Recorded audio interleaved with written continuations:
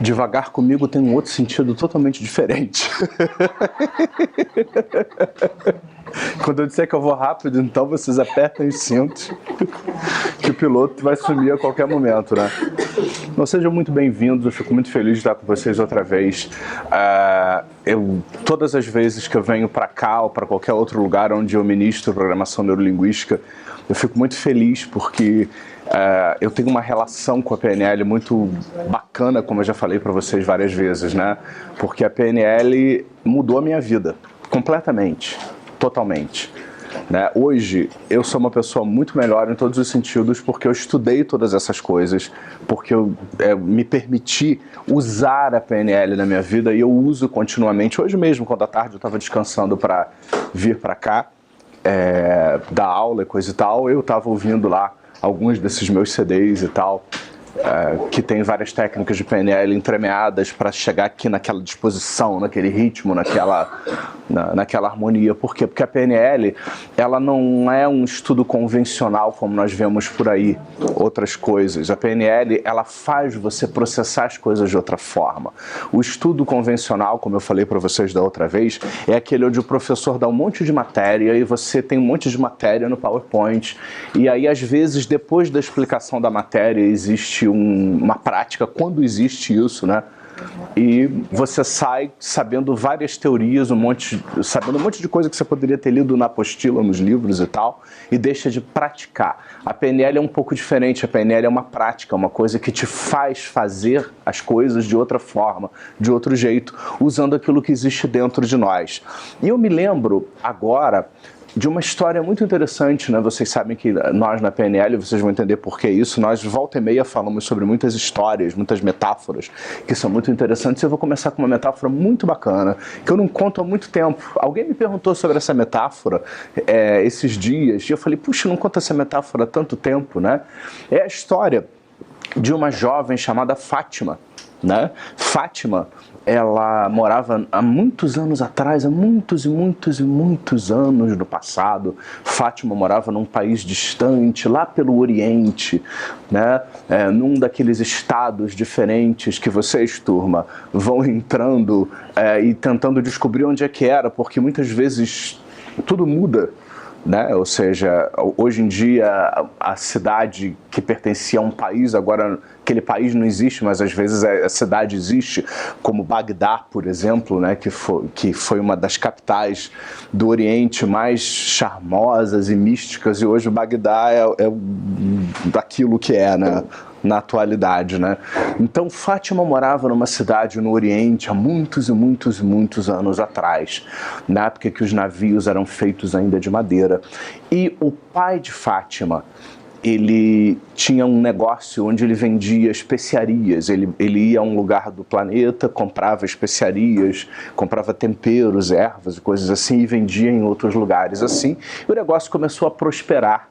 Né? E ele tinha um grande navio onde ele fazia várias dessas viagens, e Fátima havia perdido a mãe dela muito cedo na infância, e ela era filha única, então ela foi criada pelo pai, e o pai começou a cuidar dela, e quando ela começou a ficar um pouquinho maior naquela época, na idade de casar, mais ou menos uns 14, 15 anos de idade, na época a expectativa de vida era uns 45 anos, mais ou menos, quando chegava tudo isso, né?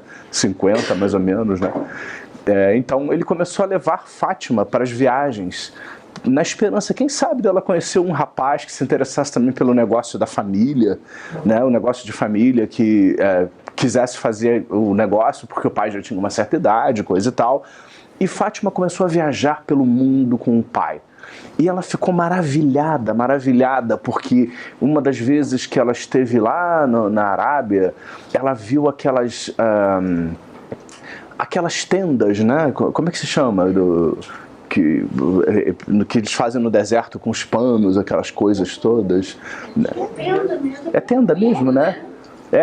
Aquelas casas, via que eles moravam ali naquelas casas de pano. Ela nunca tinha visto aquilo na vida dela, né? Não é igual hoje que você abre o Google e você entra no Google Map e você descobre como as coisas são em todos os lugares. Mas Fátima entrou ali na história e começou a perceber ficou encantada, ela nunca tinha visto aquilo, como essas pessoas moram no meio do deserto, em casas de pano. E ela ficou olhando, entrou em várias casas com o pai, porque o pai entregava mercadoria, né, para várias pessoas ali e tal, e começou a viajar por todos os lados, de todas as formas, e ela começou a se interessar pelo negócio do pai, como o pai fazia, o que o pai fazia, a forma como o pai fazia. E ela começou a crescer, ela ficou alguns anos viajando com o pai. E eis que num determinado momento, Fátima e o pai são pegos de surpresa numa grande tempestade, num dia que, naquela época também a previsão do tempo não era tão boa, hoje já não é tão boa, né, que dirá naquela época, né?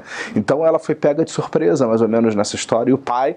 E o navio começou a jogar, a tempestade começou a piorar violentamente e tal. E eles tiveram que desviar na marra da tempestade, que começou a ficar muito forte. E o navio acabou se chocando contra umas pedras, uns rochedos. E começou a se despedaçar, e Fátima viu o navio se despedaçar, afundar, o pai morrer, e ela conseguiu se agarrar em alguma coisa, ela foi flutuando, meio que perdendo a consciência, turma, agora, né, e foi flutuando sem saber direito o que estava acontecendo, né, onde ela estava, em que lugar ela estava, né, já perdendo a noção do tempo, turma. E aí, quando ela abre os olhos e se dá conta, ela vê que ela está numa ilha, cercada por um grupo de pessoas que tomam conta dela, cuidam dela, acolhem ela, e ela fica desolada, tal qual muitos de nós, né, ficamos desolados muitas vezes, com não necessariamente tempestades que afundam navios, mas as coisas que acontecem nas nossas vidas, que nós não estamos esperando, as adversidades, doenças, falecimentos e projetos pessoais, econômicos, que muitas vezes naufragam literalmente, né, e a gente botava toda a esperança naquilo, aquilo era a nossa base, aquilo era nosso sustento, e de repente tudo aquilo vai embora. Então Fátima se vê deprimida, triste e tal. Ela não sentia depressão porque ainda não havia inventado nessa época a palavra depressão. Então, como não havia inventado, ela não sentia depressão porque isso não existia, né? Ela só sentiria depressão se fosse depois de 1800 e pouco, 1700, 1800. Aí ela poderia sentir depressão porque isso já tinha sido inventado. Nessa época ela não podia sentir isso porque isso não existia, né? Então, ela foi acolhida por essa família e a família começou a cuidar dela, ensinou o idioma local lá dela e tal. Eles moravam numa ilha, só a família. A ilha ficava próxima de outras ilhas, de outro lugar, mas era muito distante. Fátima não sabia nem onde ela estava. Falaram o nome, mas ela não tinha a menor ideia. Ela era muito jovem, não tinha ideia. Ela não tinha mais ninguém, né? Tinha o pai, não tinha mais ninguém. E a família tinha uma atividade muito interessante. A família fiava. Né, a mãe, os filhos, eles tinham aquelas rodas de fiar e faziam tecidos e tramas de diversas formas. Então, para ajudar a passar o tempo e ocupar a cabeça, né, Fátima, que não sofria de depressão, porque não havia sido inventado ainda, ela começou a aprender a fiar e começou a aprender a fazer tramas diversas, de diversas naturezas, de diversas formas e tal. E de repente ela sabia fazer tecidos finos, grossos, e para várias finalidades e tal, e começou a ajudar a família. A família de vez em quando pegava aqueles tecidos e o pai remava lá durante, né, para um outro lugar, para a terra ali, e vendia aqueles produtos. E Fátima se destacou porque ela conseguiu rapidamente usar todas as suas habilidades, turma, para conseguir que esse dom viesse à tona, que esse dom pudesse emergir de novo e ela pudesse ajudar a família. Afinal de contas, eles estavam cuidando dela, dando de alimento e tal. Ela começou a fazer parte daquela comunidade. Os anos foram passando e ela se tornou uma excelente fiandeira, né? E ela começou a ter um resultado incrível em relação a isso. Passado alguns anos, num determinado momento, ela estava num outro lado da ilha, fazendo uma outra coisa qualquer. Naquela época era muito comum ataques de piratas, né? A piratas capturarem as pessoas para venderem como escravos. Então Fátima, ela é roubada, ela é sequestrada por piratas dessa ilha, e os piratas colocam ela num navio com outros escravos, com pessoas que iam ser transformadas como escravos, e ela é colocada dias depois num mercado de escravos, para ser vendida como escrava. E de novo, né, ela começou a pensar, puxa, primeiro eu tinha meu pai há muitos anos atrás, e meu pai morreu e não tinha mais nada, encontrei essa família que me adotou como parte da família, eu aprendi coisas novas e tal, e agora eu fui capturada, fiquei dias nesse navio, não tenho a menor ideia de onde eu estou, o que eu estou fazendo. Ou seja, de novo ela viu, como muitos nós vemos, o nosso mundo ruir, romper e tal, algumas vezes sem a revelia da nossa vontade, independente de qualquer coisa. E no que ela foi posta lá numa exposição de escravos para ser vendida, um senhor se aproxima dela e começa a olhar para ela e tal, e ela já conformada com seu destino, o que será que ele vai querer, por que ele está olhando para mim? Ele diz assim, você tem família? Então ela falou, não, eu fui sequestrada, ela contou a história. Aí ele foi e comprou Fátima. Ele falou, eu vou comprar você porque eu quero te dar uma oportunidade de que você tenha uma vida melhor. Eu tenho minha esposa, nós não temos filhos, e eu tenho um negócio que eu faço mastros para navios. Então, vários navios diferentes, com vários mastros e velas e tal. Então, nós fabricamos esses mastros. E eu já estou ficando um pouco mais velha, eu e minha esposa fazemos isso com a ajuda de mais algumas pessoas. Nós precisamos de outras pessoas para trabalhar. Minha esposa precisa de ajuda em casa. Então, eu vou comprar você, porque eu acho que é melhor do que você cair na mão de outra pessoa. Fátima fica muito agradecida, porque ela não tinha chance de mais nada ali.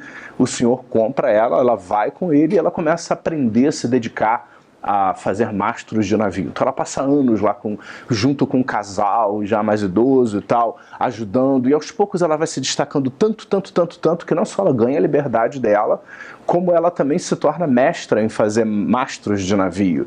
E ela, de repente, já estava comandando o negócio, já estava à frente do negócio, e eles também colocavam os navios, os mastros em outros navios para vários portos, e ela ia com esses navios para esses portos para vender esses mastros de navio. Ela, de novo, se sente feliz e reconciliada com ela mesma em relação a todas as coisas que estavam acontecendo na vida dela, se considerando com sorte. E os anos foram passando e ela ficou à frente do negócio, praticamente ela gerenciava o negócio, né, desse homem que havia comprado ela num determinado momento. E eis que, de novo, né, como acontece na vida de vários de nós, ela se vê diante de uma outra tempestade na vida dela, num navio, né, cheio de mastros de navio e velas e coisa e tal. Ela se vê diante de uma tempestade e o navio jogando, e aquela sensação de já ter passado por isso, né, e no caso dela era verdadeira, porque ela havia mesmo passado por aquilo, e de novo o navio naufraga, Deus sabe lá onde, porque o capitão não conversava muito por onde que eles estavam. E de novo Fátima se vê turma flutuando, agarrada em alguma coisa, com o nível de consciência já alterando, sem saber direito o estado em que estava, ou sequer o país onde estava, né? Você vê meu ponto? Né? E aí vai, né, Dionara, aí vai flutuando e tal. E de repente é quando ela volta, né, quando a consciência vai, vem, e sobe, e desce. Ela às vezes achava que estava aqui, de repente ia, e aí voltava, ia, turma.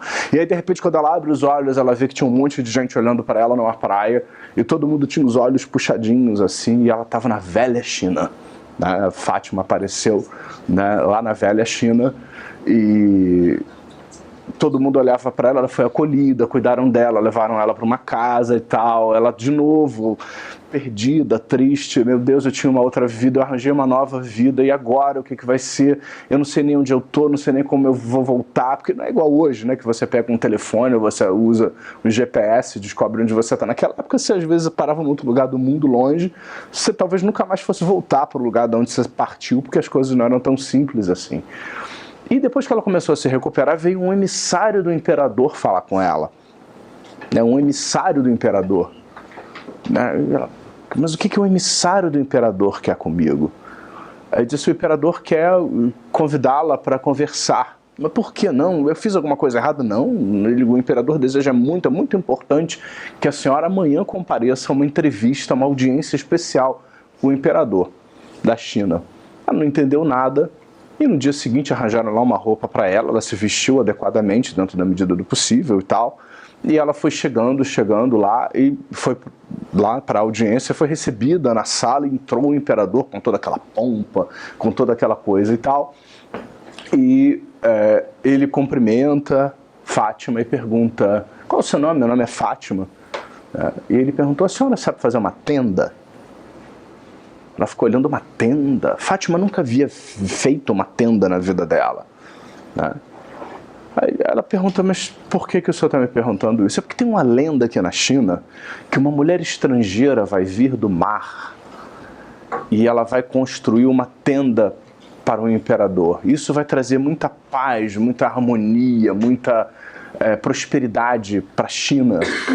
E por isso a senhora veio do mar, a senhora é estrangeira. Então, por isso que eu quero saber se a senhora sabe fazer uma tenda. Né? Bom, Fátima nunca havia feito uma tenda, mas ela viu que aquilo ali era muito importante. Gente, quando a gente fala uma tenda, não é uma barraquinha com 4 pedacinhos de pau, não. Ele queria uma coisa faraônica. Ele queria um palácio de panos do lado de fora para o verão, assim, com lugar para ele, para a corte dele, para jantar, uma coisa assim de megas proporções. E Fátima, turma, vai dentro de si nesse momento e descobre recursos internos diversos. Né? E ela descobre, por exemplo, que quando ela era jovem, muito jovem, lá com o pai dela mesmo, ela foi lá no mundo árabe e ela viu aquelas casas de pano. Então ela tinha uma ideia do que era uma tenda. Não era uma coisa estranha para ela, embora ela nunca tivesse feito uma tenda. Ela, turma, vai dentro de si, busca seus recursos, aquilo que já havia, né, as referências que existem dentro de si, e descobre que ela sabia o que era uma tenda. Ela falou, eu sei o que é uma tenda. Ela fala assim, mas como é que eu vou fazer isso? Aí ela descobre, lembra de novo, turma, de outras coisas que havia aprendido. Né? Porque ela, durante anos, ela viveu numa ilha com fiandeiros e ela aprendeu a fiar tecidos diversos, de diversos tipos, mais grossos, mais finos, mais resistentes. Né? E ela perguntou, vocês teriam como conseguir rodas de fiar e material para fazer tudo que a senhora quiser, o que a senhora desejar? Botamos todo o nosso império à disposição da senhora para que a senhora construa essa tenda e traga muita prosperidade para o nosso reino. Ela falou, mas como é que eu vou sustentar essas tendas? E ela relembra, né, recentemente, que ela até há pouco tempo ela estava à frente de um negócio de fazer mastros para navios. E ela falou, eu sei como fazer estacas e mastros de sustentação que sustentam panos e coisas assim. Então ela reúne, turma, tudo aquilo o que foi aprendido durante muito tempo e que ela tinha dúvida se ela ia usar para alguma outra coisa, mas ela pega uma coisa daqui, turma, pega uma coisa dali, turma, e vai juntando todas essas coisas e descobre que, de repente, aquilo que parecia que ela não era capaz de fazer, ela é capaz de fazer, turma. Ela, de repente, embora nunca tivesse feito uma tenda, ela descobriu que ela tinha todos os recursos dentro dela para poder construir uma tenda. E assim ela o fez. Ela construiu a tenda, ela construiu a tenda palacete, né, lá para o imperador no verão. E pessoas vieram de toda a China, de todo o Oriente, de todo o mundo visitar o palácio ao ar livre, onde eram feitos jantares e danças e festas e reuniões de Estado, né, e tal, de diferentes estados, né, no processo. E Fátima ficou muito feliz, o imperador ficou muito feliz, e ele disse, eu faço pela senhora, o que a senhora quer em troca? A senhora quer que eu ponha a senhora num navio e mande a senhora de volta para algum lugar? Ela, não, navio, nunca mais. Foi o primeiro caso de fobia que foi registrado na história. Eu quero ficar aqui, né? E ela que já andava se engraçando com o moço lá, que era filho do imperador, né? Então ela vai, começa a namorar ele, e ela, que não é boba nem nada, e ela jurou que nunca mais entrará num navio na vida dela. Ela se torna imperatriz depois da China, porque ela se casou com nada mais nada menos do que com um herdeiro, né? Mas moral da história, né? Ou seja, ela conseguiu fazer uma coisa que ela nunca havia feito. Ela juntou inúmeras coisas que existem dentro dela, turma, para construir alguma coisa que ela nunca havia feito antes. Isso é muito parecido com o que nós fazemos em programação neurolinguística, porque programação neurolinguística te convida o tempo todo a buscar aquilo que existe dentro de você, os recursos que existem dentro de você, aquilo que você já fez, aprendeu, usou em maior ou menor grau, aprendeu, vivenciou, que às vezes eu pergunto assim, me lembra de um estado de recurso? Alguém diz assim, não tenho recurso nenhum. Eu falei, impossível, senão você não estaria vivo aqui para trabalhar comigo. Se você fosse uma pessoa totalmente desprovida de recursos, já teria morrido há muito tempo. Então não é verdade isso. Você tem recursos dentro de você, pode não ter sido nada apoteótico, como talvez você gostasse que fosse, né? Mas é alguma coisa que existe, né? Então, isso está aí disponível para você. E a programação neurolinguística faz exatamente isso. Esse é o espírito da programação neurolinguística. Eu gosto muito de contar essa história, porque essa história mostra exatamente o espírito da PNL. Buscar os recursos que existem dentro de você inconscientemente. E trazer tudo isso, juntar tudo isso, para que você possa rearrumar e rearranjar isso de inúmeras novas formas. Fica melhor do que a recurso.